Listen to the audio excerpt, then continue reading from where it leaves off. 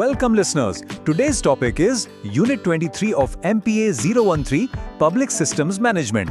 आज के इस एक्सप्लेनर में हम बात करने वाले हैं गवर्नमेंट रिफॉर्म यानी सरकारी सुधार और चेंज मैनेजमेंट के बारे में। देखिए, किसी भी पब्लिक सिस्टम में बदलाव लाना ना कोई छोटा मोटा काम नहीं है। तो आज हम यही समझेंगे कि आखिर सरकारें खुद को कैसे बदलती हैं और उन भारी भरकम बदलावों को मैनेज कैसे किया जाता है। चलिए फटाफट आज का एजेंडा देख लेते हैं। हम शुरुआत करेंगे कॉन्सेप्ट्स ऑफ रिफॉर्म से, फिर देखेंगे डायमेंशंस ऑफ गवर्नमेंट रिफॉर्म्स। इसके बाद ग्लोबलाइजेशन और टेक्नोलॉजी का असर, फिर चेंज मैनेजमेंट को समझेंगे और आखिर में कुछ थियोरेटिकल चेंज मॉडल्स पर बात करेंगे। Okay, let's dive into this. Alexis de Tocqueville का एक बहुत ही मशहूर कोट है कि एक बुरी सरकार के लिए सबसे खतरनाक पल वो होता है जब वो सुधार करना शुरू करती है। सच कहूं तो पुरानी आदतों को छोड़ना और पहले से चले आ रहे पब्लिक सिस्टम्स में बदलाव करना बहुत ही मुश्किल होता है। मतलब जब भी कोई स्थापित सिस्टम बदलने की कोशिश करता है ना, तो विरोध होना बिल्कुल स्वाभाविक है।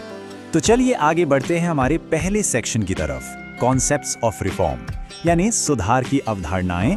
अक्सर लोग रिफॉर्म और चेंज को एक ही समझ लेते हैं, लेकिन इनके बीच का एकेडमिक डिफरेंस काफी क्लियर है। रिफॉर्म असल में एक डिलिबरेट प्लान है, एक सोची समझी व्यवस्थित योजना जो ऑर्गेनाइजेशन को बेहतर बनाने के लिए बनाई जाती है।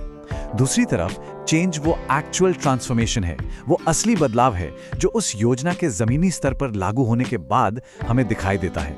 अब आते हैं हमारे दूसरे सेक्शन पर, डायमेंशंस ऑफ गवर्नमेंट रिफॉर्म्स। यहाँ एक बड़ा सवाल उठता है कि सरकारें आखिर इस दर्दनाक रिफॉर्म प्रोसेस से गुजरना ही क्यों चाहती हैं।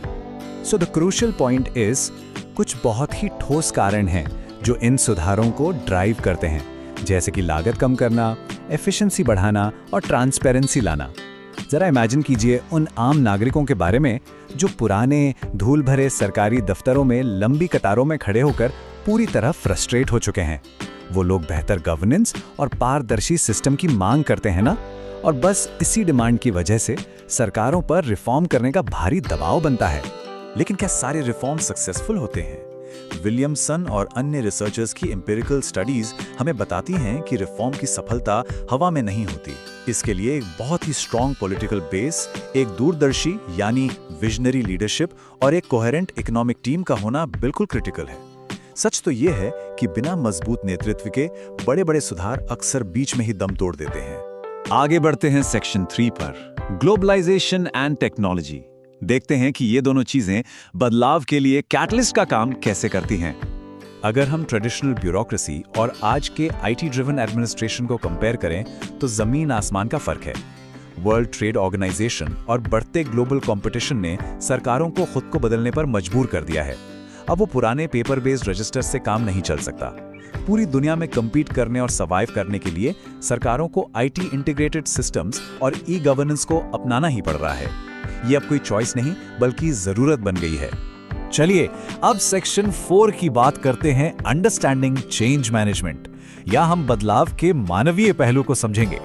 Now what's really interesting about this slide is कि न्यूटन का first law of inertia public administration में इंसानी व्यवहार पर भी बिल्कुल सटीक बैठता है।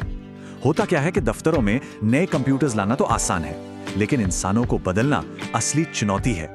लोग अपनी मौजूदा स्थिति में ही रहना पसंद करते हैं। नई स्किल सीखना या अचानक से नए माहौल में ढलना उन्हें असहज कर देता है, और इसी वजह से एक नेचुरल रेजिस्टेंस यानी प्राकृतिक प्रतिरोध पैदा होता है। अब आते हैं हमारे आखिरी हिस्से, सेक्शन 5 पर, थियोरेटिकल चेंज मॉडल्स। चलिए कुछ ऐसे एकेडमिक फ्रेमवर्क्स देखते हैं जो इस रेजिस्टेंस को मैनेज करने में मदद करते हैं। तो इस रेजिस्टेंस को प्रैक्टिकली मैनेज करने के लिए कुछ थियरीज बनाई गई हैं जो आपके MPA 013 सिलेबस के लिए बहुत वाइटल हैं। शुरुआत करते हैं प्रोसाई मॉडल के पहले चरण से, प्रिपेयरिंग फॉर चेंज। ये इस बात पर जोर देता है कि बदलाव के लिए तैयारी सबसे अहम है। इसमें अपनी स्ट्रैटेजी को डिफाइन करना, अपनी टीम को तैयार करना और एक मजबूत स्पॉन्सरशिप मॉडल विकसित करना शामिल होता है। Let's move on and see how this builds up. Phase 2 पूरी तरह से एक्शन लेने के बारे में है। तैयारी हो गई, अब यहाँ प्लान्स को असल में डेवलप और इंप्लीमेंट किया जाता है। और हाँ, जो लोग बदलाव का विरोध कर रहे हैं ना, उस रेजिस्टेंस को इस फेज में एक्टिवली मैनेज किया जाता है। प्रोसी टूलकिट का तीसरा और आखिरी चरण है रीइंफोर्सिंग चेंज। मतलब एक बार बदलाव लागू हो गया तो फीडबैक कलेक्ट करना और अपनी सक्सेसेस को सेलिब्रेट करना बहुत ज़रूरी है। ऐसा इसलिए किया जाता है ताकि बदलाव पक्का हो जाए और लोग वापस अपनी पुरानी आदतों में ना फिसल जाएं। इसके अलावा गवर्नमेंट में आईटी इम्प्लीमेंटेशन के लिए मोहंती और यादव का ये 5 चरणों का मॉडल भी बहुत काम का है। इसे कॉन्वर्जेशनल फ्लो में समझे तो सबसे पहले प्रॉब्लम का डायग्नोसिस यानी विकास करना, फिर इनिशिएशन जहां ओपन कम्युनिकेशन होता है, उसके बाद टेस्टिंग के लिए एक पायलट प्रोजेक्ट चलाना, सफलता मिलने पर अडॉप्शन यानी उसे अपनाकर स्थिर करना, और अंत में डिफ्यूजन मतलब उसे पूरे सिस्टम में फैला देना।